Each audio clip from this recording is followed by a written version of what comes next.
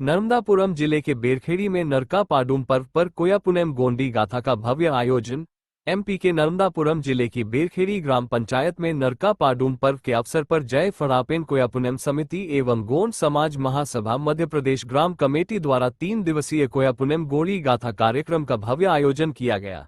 यह आयोजन तहसील बनखेड़ी अंतर्गत संपन्न हुआ, जिसमें हजारों की संख्या में सगा समाजजन शामिल हुए। कार्यक्रम में जायखेड़ा से पधारे पुनेम आचार्य तिरु राजेंद्र मरस्कोले एवं भूमका गुरुजी ने कोयापुनेम परंपरा के आध्यात्मिक पक्षों पर विस्तृत प्रकाश डाला। भूमका गुरुजी द्वारा सगा समाज को शरीर में 5 तत्व किस प्रकार समाहित है और किस प्रकार शरीर का निर्माण हुआ है, इस बारे बताया गया, जिसमें सभी सगाजन हजारों की संख्या में पधार कर कोयापुनेम गाथा को श्रवण किया गया। 3 दिनों तक चले इस आयोजन में कोयापुनेम गाथा का श्रवण, पारंपरिक पूजा विधि और सामाजिक एकता से जुड़े संदेशों का प्रसार किया गया। कार्यक्रम में दूर दूर से आए समाजजन ने भाग लेकर अपनी आस्था और परंपरा के प्रति समर्पण प्रकट किया। आयोजकों ने बताया कि ऐसे धार्मिक सांस्कृतिक आयोजन समाज में एकता, संस्कृति संरक्षण और युवा पीढ़ी को अपनी जड़ों से जोड़ने का महत्वपूर्ण माध्यम है। 5 शक्तियों से ये शरीर बना हुआ है। जैसे जब अंत गति को प्राप्त करता है तो अंत गति प्राप्त करने के समय जो हमारे शरीर के अंदर, जिसे हम पंच महाभूत शक्ति कहते हैं या 5 शक्तियों का वास कहते हैं, वो 5 शक्तियां अपने अपने में समाहित हो जाती हैं। जैसे हम बोल रहे, आप सुन रहे, ये बोलने सुनने की शक्ति जो है ये आकाश शक्ति है। तो ये बोलने सुनने की शक्ति जब हमारी अंतगति होती है तो ये आकाश शक्ति में चली जाती है। इसी प्रकार हमारे शरीर के अंदर अग्नि यानी ताप, जब तक हमारे शरीर में ताप है, अग्नि है, तब तक प्राण है। और अग्नि अगर निकल गई तो फिर ये शरीर किसी काम का नहीं। तो अग्नि तत्व अग्नि में चला जाता है, वायु तत्व वायु में चला जाता है, और जल तत्व जो खून के रूप में हमारे शरीर में विचरण कर रहा है, ये जल में समाहित हो जाता है। बचता है हमारा मिट्टी तत्व। तो मिट्टी तत्व मिट्टी में मिल जाना चाहिए, मिट्टी में समा जाना चाहिए। ये हमारी कोई अपने में संस्कृति है।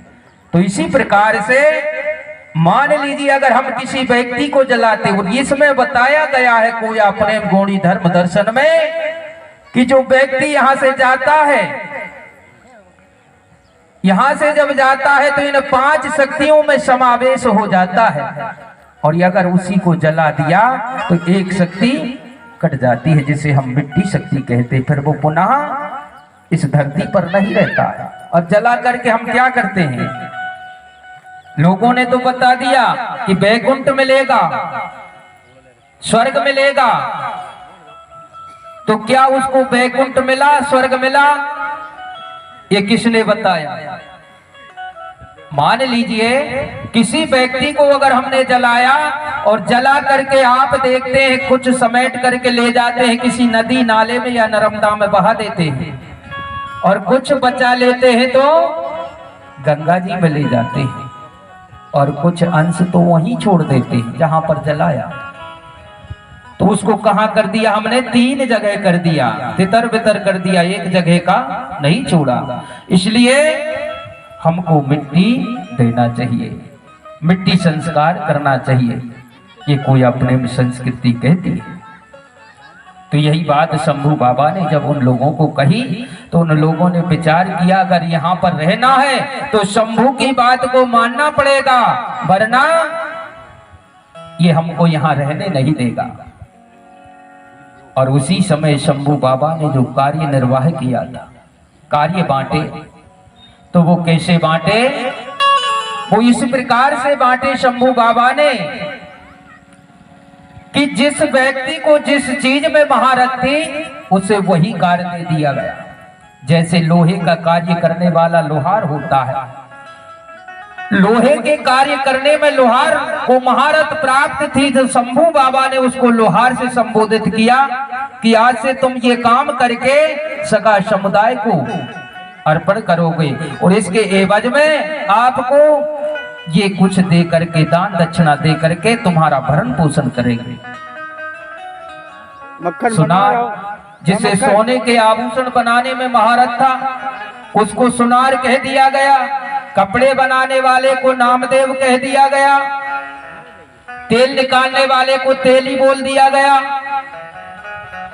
क्योंकि तेल निकालने में उनको महारत प्राप्त थी, इसलिए उसको तेली कह दिया गया। बसोर जिसे बंसकार कहा जाता है, वो बांस के बर्तन बनाने में उसको महारत प्राप्त थी, इसलिए उसको बंसकार कह दिया गया।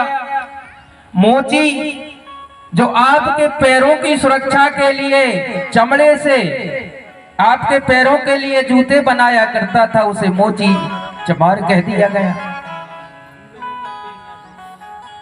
मिट्टी के बर्तन बना करके हमको देने वाला वो कुम्हार हो गया। इसी प्रकार गाय चराने वाले को यादव कह दिया गया। इसी प्रकार जमीन के गूढ़ रहस्य को जानने वाले को कुशवाहा कह दिया गया, काची या कुशवाहा। और ये भी बता दें, जैसे यादव आज यादव की बात